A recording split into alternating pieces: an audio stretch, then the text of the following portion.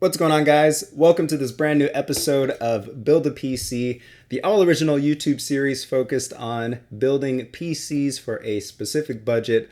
I am your host, Jerry Neutron, and what we're going to do today is build a gaming PC with a budget of around $800. So, if you're kind of shopping around in that price range and you're not really sure what to pick up for that kind of budget or price range, I'm going to show you what I picked out.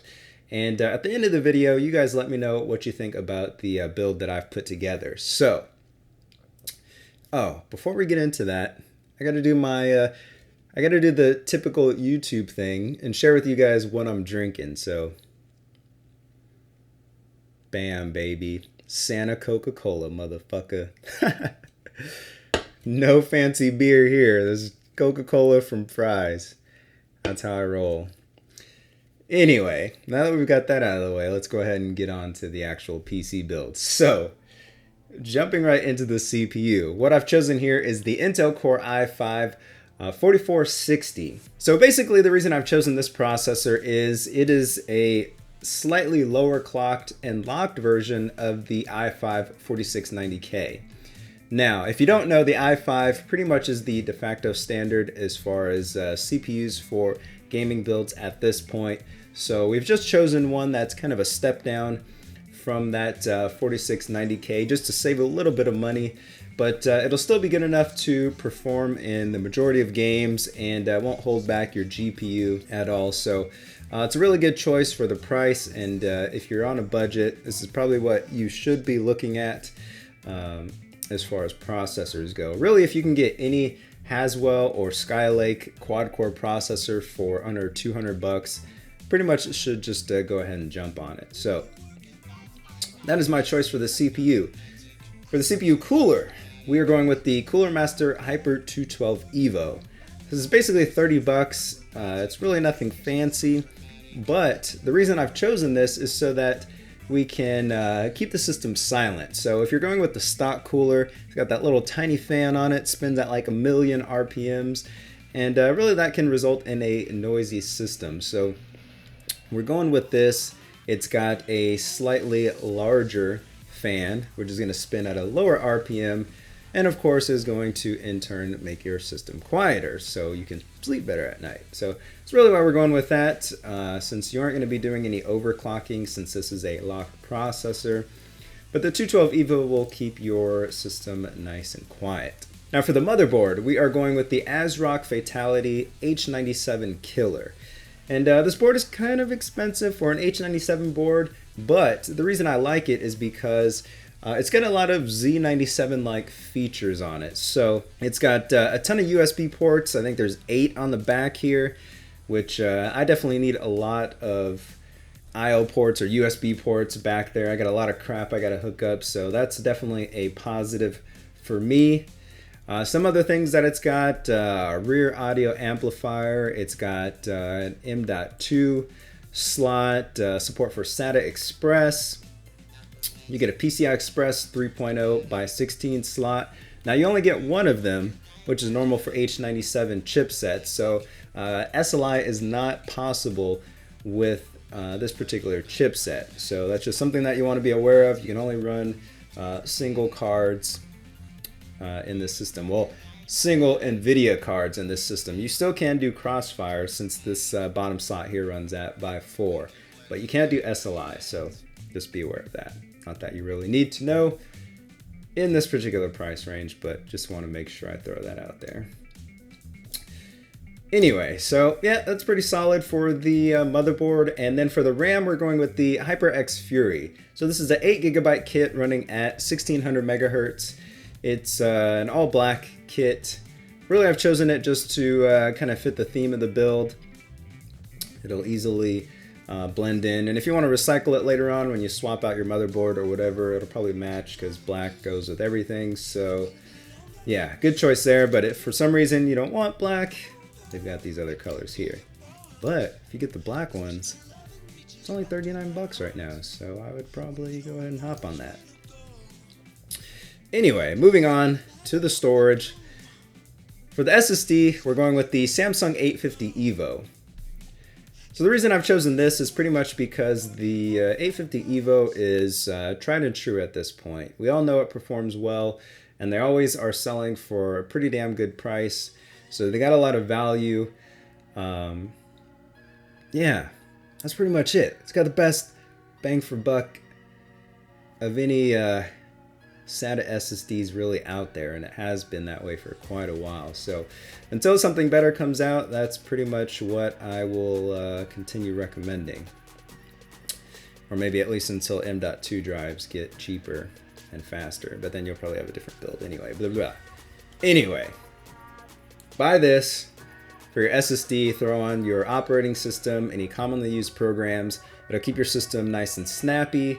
And then when you want to store all your games, you throw those on a 1 terabyte Seagate Barracuda drive, which you can get for $50 at this point. So that'll hold plenty of your games. I actually use one of these in my personal rig.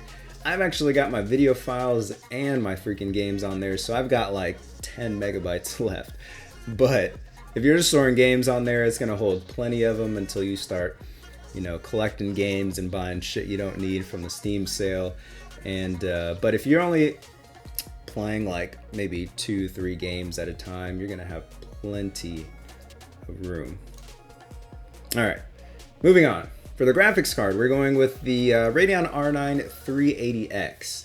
The reason I've chosen this card is because this is probably the most, I shouldn't say probably, it is the most powerful mainstream GPU that you can get at the moment. So, and when I say mainstream, I'm talking like 1080p gaming, where you have a mix of games like League of Legends, Dota, and then your AAA titles like your GTAs and Shadow of Mordors and Assassin's Creed and all that crap. So if you want to play a mix of that, this is the card that I would recommend going to.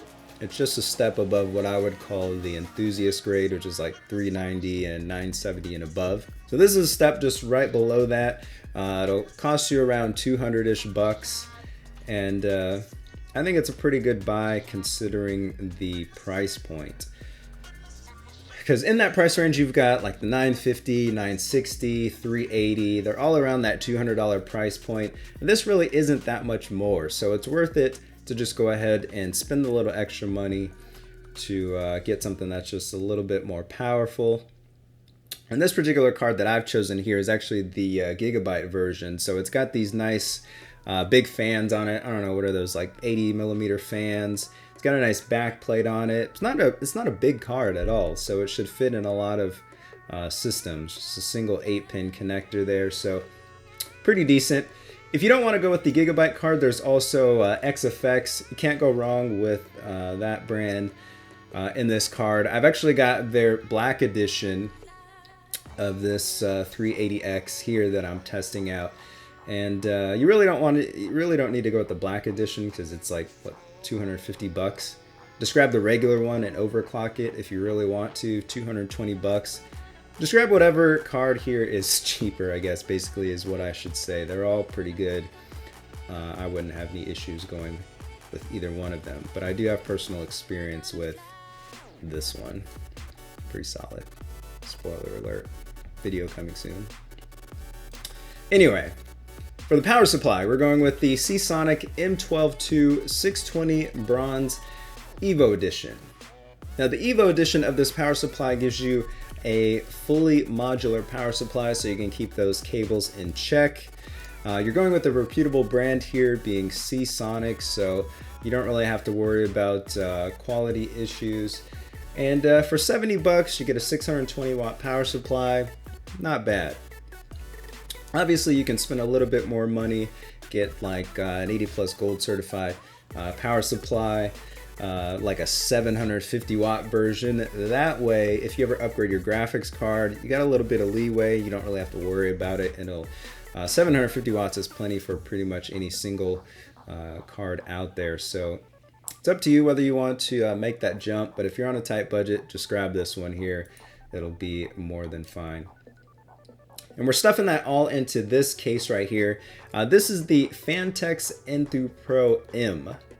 Now, if you guys are familiar with the regular Enthoo Pro, this is basically a mid-tower budget version of that. And Fantex is really good about giving you a good value for your money spent, so I like choosing their cases in budget builds like this. And I like the layout. So you've got the power supply down at the bottom there, an SSD mount there, some... Oh, sorry, it's a Coca-Cola, sorry. You've got plenty of mounting stuff there, hard drive cutout.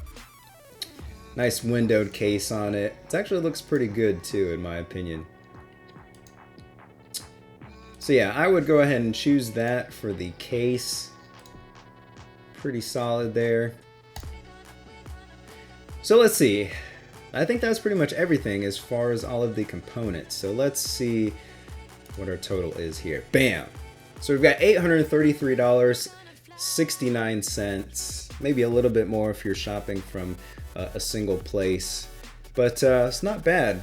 I think you're getting a pretty good deal for this price range. One thing is, all of these parts are quality and they're all kind of on that same tier, I would say. So you don't have anything that's really expensive with a bunch of cheap shit, or vice versa. It's all, you know, kind of in there. So if you really have a hard set $800 budget, throw out the Hyper 212 Evo, boom, there's your $800 right there. And that'll pretty much give you a strong system. Yeah, I'm pretty satisfied with that. I think once you start getting into like the $1,000, then maybe you want to move up to the unlocked processor and a 390 or a 970, something like that.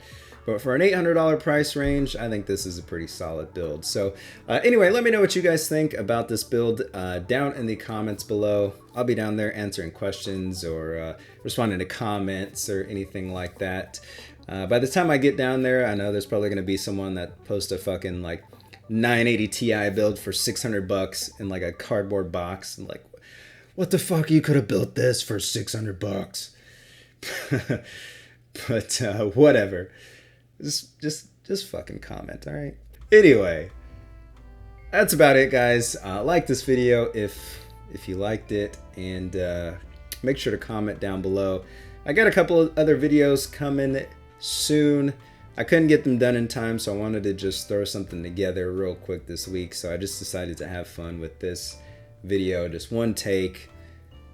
Bullshit off the top of my head, but I got the 380X video coming. I've still got the One Plus X video coming.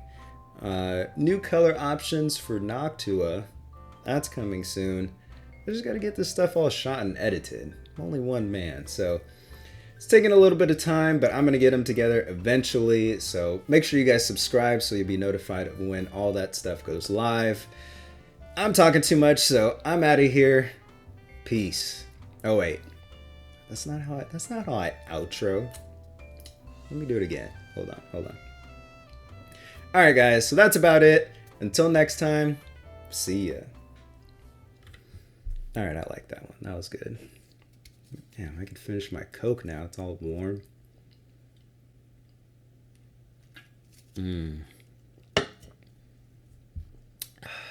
Hot soda. Nothing like it. All right.